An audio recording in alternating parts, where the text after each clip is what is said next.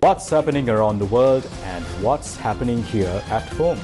A very good evening and welcome to Weekend Primetime News. I'm Sandro Ferdinando.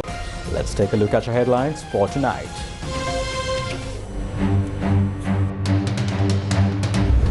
Former member of the Eastern Provincial Council, Inia Bharathi, and one other person arrested by the CID for the abduction and disappearance of former Vice-Chancellor of the Eastern University. 3, including a child, injured in Koskama shooting. Joint operations with the Tri-Forces continue in several areas. 450 arrested in operations in the south. 3,000 acres of land forcibly held through political influence, released for the tourism sector. Elon Musk launches a new political party as feud with Trump escalates. Starting off with news here at home, Ampara district organizer of the Tamil Makkal Vidutale Puligal party and former member of the Eastern Provincial Council K. Pushpakumar alias Inia Bharathi has been arrested. He was arrested over the abduction and disappearance of the former Vice-Chancellor of the Eastern University, Professor Subramaniam Ravindranath. What is the reason for the arrest? Professor Subramaniam Ravindranath, the former Vice-Chancellor of the Eastern University, was abducted and disappeared in Colombo on the 15th of December 2006. Sivanesa Thurai Chandrakanthan alias Pillayan, the leader of the Tamil Makkal Vidutale Puligal or the TMVP and former state minister, was arrested by the Criminal Investigations Department at his office in Batiklo on the 8th of April over this incident. He was later detained for 3 months under the Prevention of Terrorism Act. Inia Bharathi, also known as Kumaraswamy Pushpakumar, was arrested based on information revealed during the interrogation of Pillayan. Who is Inia Bharathi? Inia Bharathi is a very close associate of Sivanesa Thurai Chandrakanthan alias Pillayan. He was a frontline leader of the LTTE organization for some time, before later working with the Karunamman faction. He was accused of abducting and disappearing several individuals in the Tirukkovil and Vinayagapuram areas between 2005 and 2009. The United Nations also accused Inia Bharathi of disappearances and child recruitment in 2011. During the Mahinda Rajapaksa government, Inia Bharathi alias K. Pushpakumar served as a coordinating secretary and also as a district organizer for the then ruling party. Currently, he serves as the Sri Lanka Freedom Party coordinator for the Ampara district. Member of Parliament Shanakyan Rasamanikam of the Ilangai Tamil Arasu Katchi or the ITAC party also made a revelation in Parliament regarding Pillayan and Inia Bharathi on the 5th of March this year. Honorable Deputy Minister of Defence, do you know that 2 days before the warrant was issued for the arrest of Deshabandhu Tennakon, a meeting was held at a business centre at the behest of an influential former minister? This is a very serious matter. The people who attended this meeting are former Director of Military Intelligence DMI Chula Kodituwaku and former ASP Neville from the Colombo Crimes Division. Pillayan had also been invited to attend this discussion. Since Pillayan couldn't come, he had sent his representative Inia Bharathi to Colombo. Inia Bharathi was at the Hilton Hotel in Colombo. His vehicle was driven by a person named Sudha. I don't know what this conspiracy in the country is. I don't know if you are aware of this, but there is a serious issue here. Inia Bharathi is a person who was involved in a large number of murders in the past. He has a lot of information about Pillayan. What is the background of the current investigations? Investigations at the Batiklo office of former State Minister Sivanesa Thurai Chandrakanthan alias Pillayan continued over the past few days. These investigations were conducted by officers from the Criminal Investigation Department and the Police Special Task Force. The police said that when Sivanesa Thurai Chandrakanthan alias Pillayan's Batiklo office was recently inspected, a significant number of important documents was discovered. Police also said that several mobile phones and a satellite phone was found there. It has been reported that numerous details have been uncovered through investigations conducted under the direction of the Criminal Investigations Department. During interrogations of the suspect Pillayan, who is currently being held by the Criminal Investigations Department, information regarding several alleged murders committed by former State Minister Sivanesathurai Chandrakanthan alias Pillayan has come to light. Among these incidents is an incident where a police officer and a civilian were shot and murdered in Batiklo in 2008. Police revealed that in addition to that, in 2008, an individual from Pillayan's organizations was shot dead in the Kathankudi area. It is said that at the time he was serving attached to the Army Intelligence Unit. This individual was killed while travelling on a motorcycle with another person. Both individuals on the motorcycle died in the shooting. Meanwhile, an incident involving the murder of a businessman in the Batiklo area during the 2007-2008 period has also been uncovered. Investigations have revealed that this murder was carried out by shooting the victim in a lagoon area after arriving by boat. These murders have been revealed in addition to the murder of Professor Sivasubramaniam Ravindranath, the former Vice-Chancellor of the Eastern University. Furthermore, it has also been revealed that Pillayan maintained camps in several locations in the Eastern Province. Further investigations have uncovered that these camps were used to detain individuals who opposed him. The inspection of these camps by officers of the Criminal Investigation Department is currently underway. It is against such a backdrop that Inya Bharathi, who is considered to be a very close associate of Sivanesathurai Chandrakanthan or Pillayan, was arrested.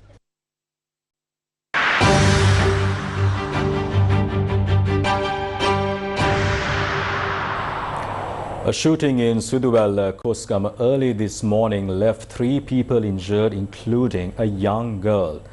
The attack was carried out by 2 unidentified individuals who arrived on a motorcycle.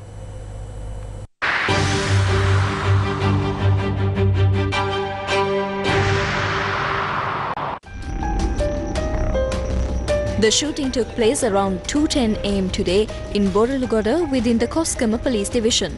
An unidentified gunman on a motorcycle fired a 9mm pistol at a 3-wheeler travelling from Hangwalla to Avisavela.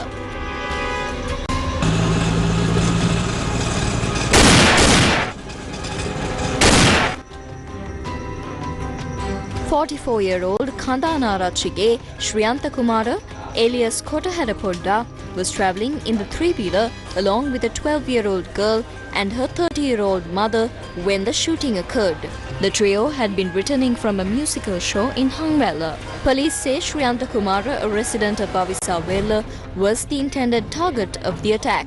Investigations have revealed that he is linked to an organized crime gang, and the shooting is believed to be part of an ongoing feud between 2 underworld groups.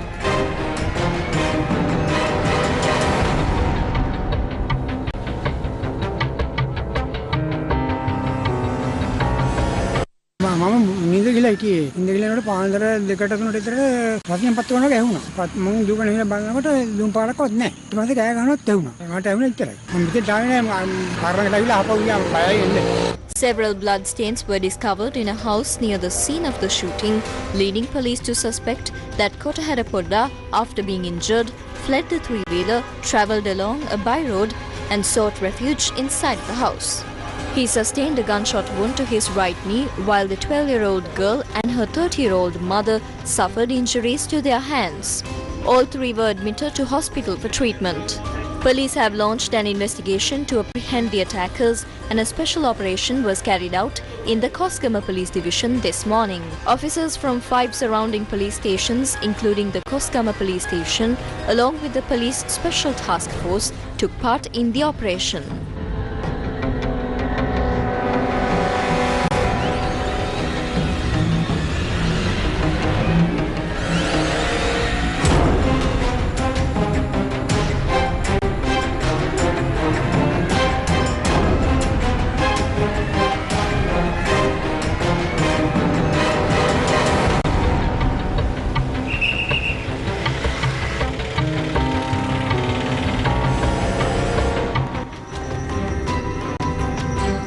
What is the background of the underworld conflicts in Avisavela? Clashes between two gangs over extortion have been ongoing in Avisavela, with incidents reported in several areas, including Talduwa. As part of this conflict, the brother of Ramesh Priyajanaka, also known as Manna Ramesh, was attacked. On the 20th of September 2023, 4 youths travelling in a three-wheeler to attend a funeral in Talduwa were shot, resulting in the deaths of 3. Manna Ramesh is believed to have masterminded that attack.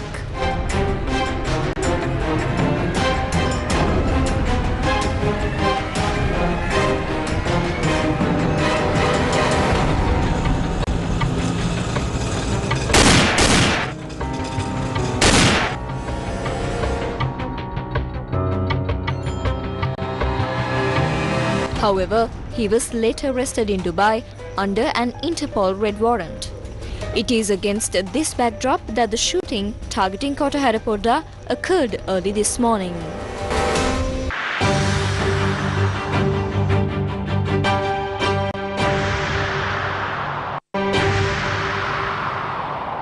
A total of 457 suspects were arrested in a special joint operation conducted across the Gol, Mathura and Alpitia police divisions. The operation, which took place from 7 p.m. to 11 p.m. last night, resulted in the arrest of 286 suspects, along with 171 others linked to various offences. Police apprehended 65 suspects with outstanding warrants against them, while 26 suspects were apprehended for possession of ice and 28 others for possession of cannabis. Authorities also filed 649 cases related to traffic violations, including 66 for drunk driving. In addition, 77 vehicles and 28 motorcycles were seized. Approximately 15,600 personnel from the police, special task force and tri-forces were involved in the extensive crackdown. Meanwhile, Minister of Public Security and Parliamentary Affairs Ananda Vijaypala said that these operations will continue. We have decided to continue joint operations with the tri-forces in several areas today. Notably, the tri-forces, police and STF conducted joint operations in the Western Province the day before yesterday. Yesterday, similar operations took place in the Southern Province, focusing on the Mathura and Gol districts. These operations will continue across the country in the coming days. Very warm and special welcome to Your Excellency Thabo Mbeki. Thank you so much for gracing us this evening. An exclusive conversation with the legendary Thabo Mbeki, former South African president and vice president to the legendary Nelson Mandela. Value the past, build the future. Liberation, unity, tough truths and lessons for Sri Lanka. How did you balance this dual responsibility? I would say today, it's really because you base your knowledge and your experience on the experience of the past. Former President of South Africa Thabo Mbeki in conversation with Shaban Daniel. On air on Wednesday the 9th of July at 10:30 p.m. on Sirasa TV.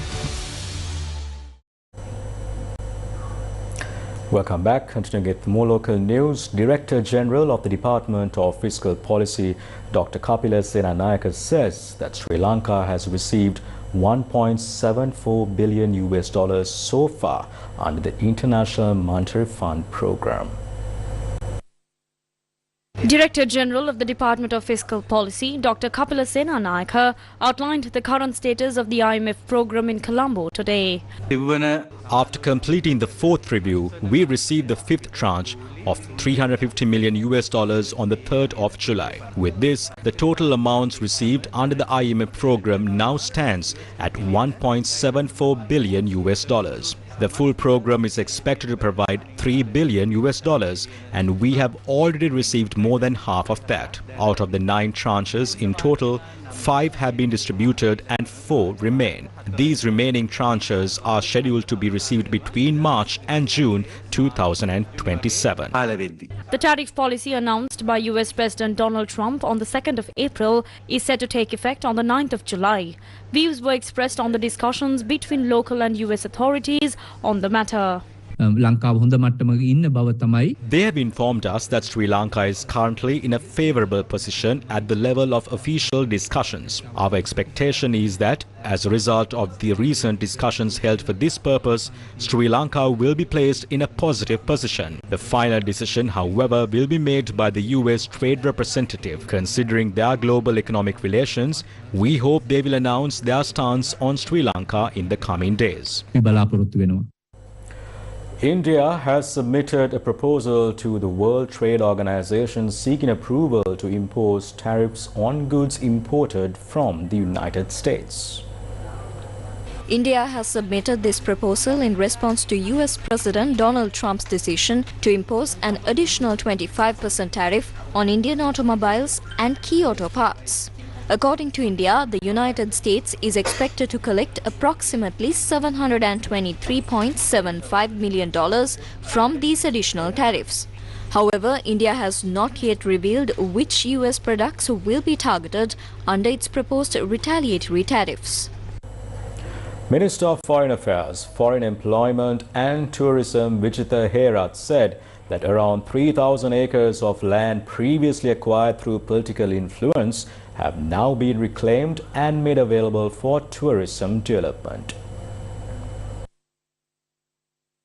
Addressing the annual general meeting of the Sri Lanka Institute of National Tourist Guide Lecturers, Minister Vijitha Herath said that a new tourism law is set to be introduced in the near future.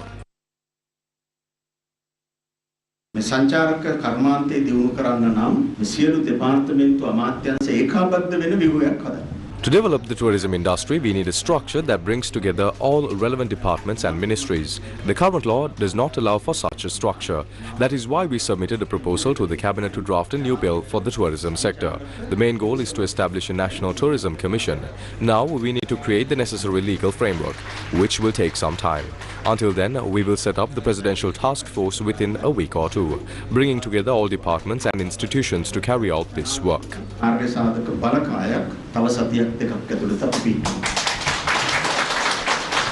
Clarification was also provided regarding the allocation of land for investments in the tourism sector.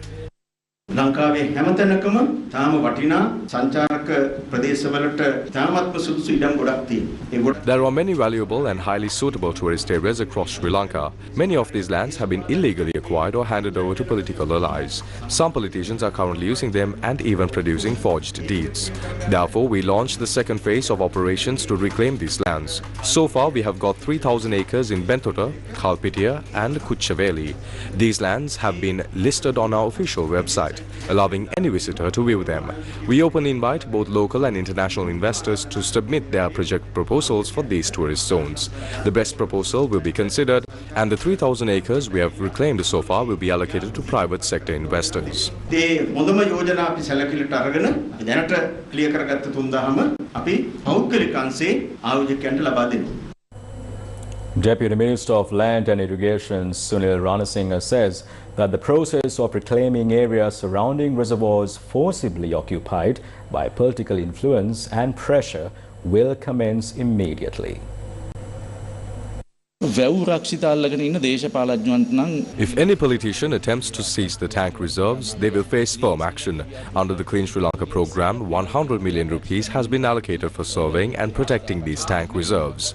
On the 7th, we will hold a discussion at the Clean Sri Lanka Secretariat to identify the most threatened tank reserves and plan how to survey them effectively. We know who has settled around the Nuwara River in Anuradhapura, including the politicians involved. The survey department has already marked these areas, and we will soon take steps to place boundary stones. Our commitment to preserving these tank reserves is strong, and we are actively taking measures to protect them.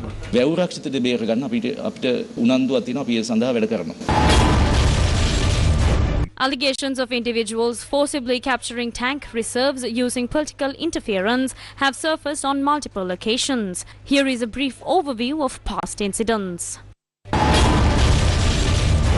At Anuradhapura's Nuwara River, politicians and their allied groups were accused of illegally acquiring land and carrying out unauthorized constructions. In response, a team comprising government officials was dispatched to inspect the area and investigate the allegations. Local residents allege that unauthorized construction is taking place along the Thammannawa tank embankment in Thammannawa village in Kandasurindugama, Kataragama. Villagers claim that a group is illegally filling the Pottuwil, Pottukali Lagoon and Pottuwil Manthoni tank. Illegal sand mining in the reservoir surrounding the Kadavulavava village in Polonnaruwa. Unauthorized activities reported within a forest reserve in Gramanilidare Division number 14 in Uddakhandara, Tissamaharama. Local residents staged a protest against unauthorized construction at the Bulankulama tank in Anuradhapura. These are just a few examples. Our reservoirs represent a great living heritage of Sri Lanka's ancient irrigation civilization. The public remains vigilant, closely watching whether the law will be enforced against the illegal and destructive encroachment of these vital lands. Newsfirst with the people. Minister Sunil Handunetti says the President's Fund has now truly become a fund for the people. He made this remark while attending a program in the southern province to recognize students who excelled at the advanced level examination supported by the President's Fund. Financial assistance of 100,000 rupees each was awarded to 361 students, including 10 from the southern province, who achieved outstanding results in 6 subject streams at the GCE Advanced Level Examinations for the years 2023 and 2024. The President's Fund allocated a total of 36.1 million rupees for this program. You may have heard of President's Fund, which in the past was often misused by some MPs and ministers as their personal resource. Many are aware that the fund was previously operated more like an institution servicing specific interests. However, for the first time in history, the President's Fund has truly become a people's fund. It is now dedicated to supporting the sick, advancing education, alleviating poverty and promoting the well-being of the public. This transformation is possible because we have a government accountable to taxpayers, a citizens' government and a president who represents the people. Thanks to this, these benefits are now being delivered directly to you. We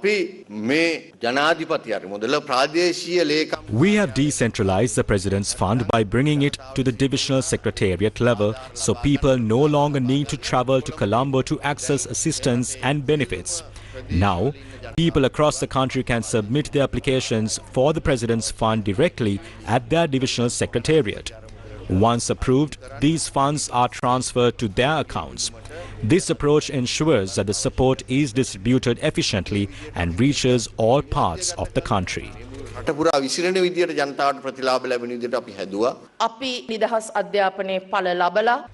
As a government, we have taken this step to empower you, ensuring you do not have to face the hardships and challenges we encountered on the path of free education.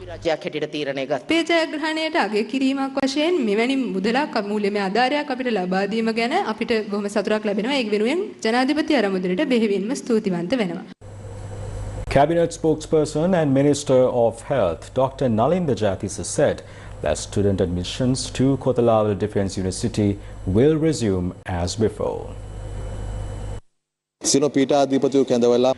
We held discussions on this matter with all deans together with the Prime Minister. The enrollment of local students to the Faculty of Medicine at Kotla University began a few years ago. Local students have been admitted to the university alongside cadets and international students. What we did was temporarily pause the process for a week or two. The decision has now been taken to resume the same admission procedure that was previously in place.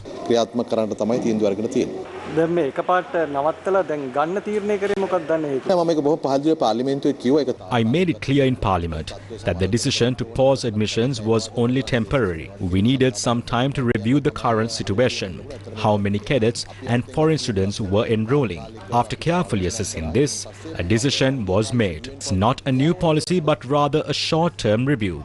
Following that, we decided to continue admissions at Kotla University just as they have been done before.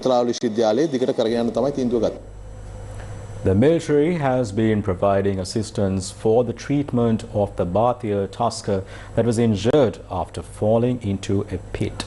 This is being done under the direction of the Secretary of Defence, Air Vice Marshal Sampath Thuyakonda.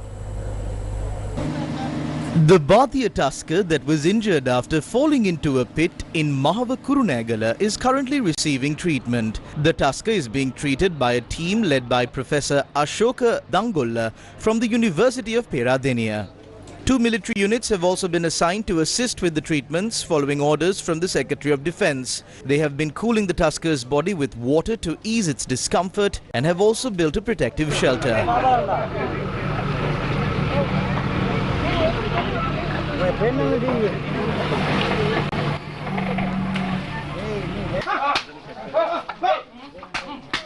Deputy Minister Namal Karunaratne and Mahava Pradeshya Sabha Chairman Sumedha Kumara visited the site to check on the tusker's condition.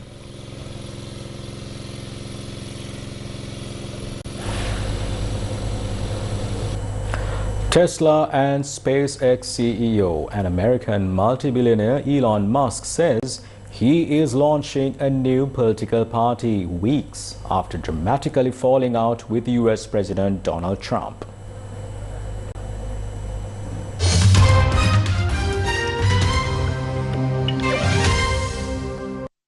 A day after asking his followers on X platform whether a new US political party should be created, Elon Musk declared in a post on Saturday that, quote-unquote, today the America Party is formed to give you back your freedom. The billionaire announced on his social media platform X that he had set up the America Party, billing it as a challenge to the Republican and Democratic two-party system. However, it is unclear if the party has been formally registered with the US election authorities. Musk, who was born outside of the US, is ineligible to run for the US presidency. He did not say who will lead his party.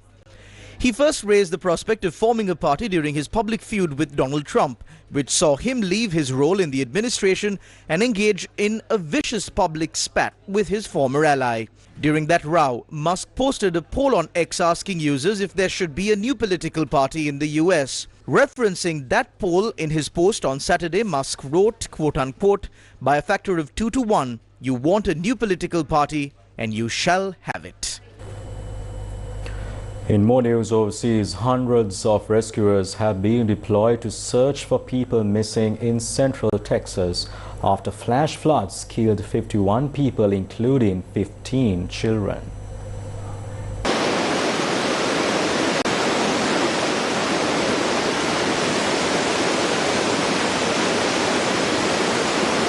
At least 51 people, including 15 children, have been confirmed dead following the flash floods in central Texas. Authorities confirmed yesterday as rescuers continued a frantic search for dozens more campers, vacationers and residents who were still missing.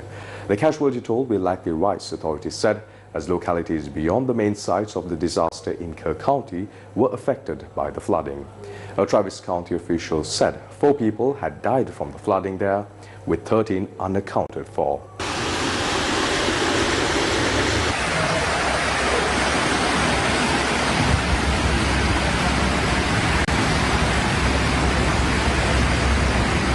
Officials said more than 850 people had been rescued, including some clinging to trees, after a sudden storm dumped up to 15 inches of rain in an area around the Guadalupe River, about 85 miles northwest of San Antonio. Among the missing were 27 girls from the Mystic summer camp. Kerrville City Manager Dalton Rice told a press conference last evening, and there may be others beyond that. Rice said 27 people were known to be missing but will not put a number on the other side as they are unaware of the exact numbers.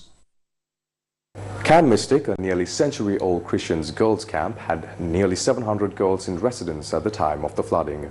A day after the disaster struck, the camp was a scene of devastation. Inside one cabin, mud lines indicating how high the water had risen were at least 6 feet from the floor. Bed frames, mattresses and personal belongings caked with mud were scattered inside.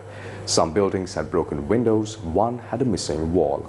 Another girls' camp in the area, Heart or the Hills, said on its website that the co-owner Jane Ragsdale had died in the flood, but no campers had been present as it was in between session. In Comfort, a town about 40 miles from the river from Camp Mystic, huge trees, some over 60 feet tall, were pulled out and scattered around the river by the floods, with several roads blocked, while the main highway from San Antonio to affected areas remained mainly intact.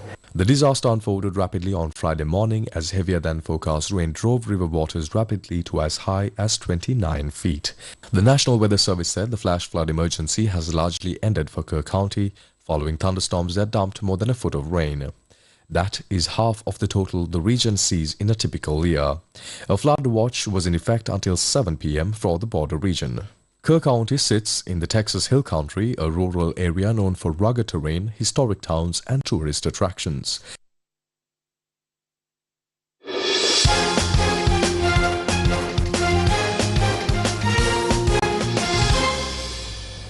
The Sri Lanka Festival Awards Ceremony 2025 took place today.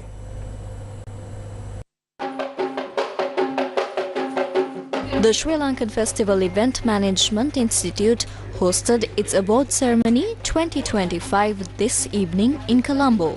The Sri Lanka Festival Award Ceremony 2025 is a special certificate and award and recognition event organized to celebrate the successful completion of the event management training program.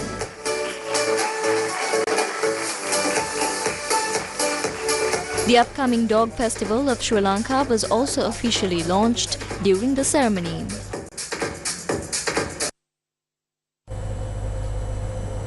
And with that, we wrap up news for tonight. Thank you very much for joining us. Do take care and good night.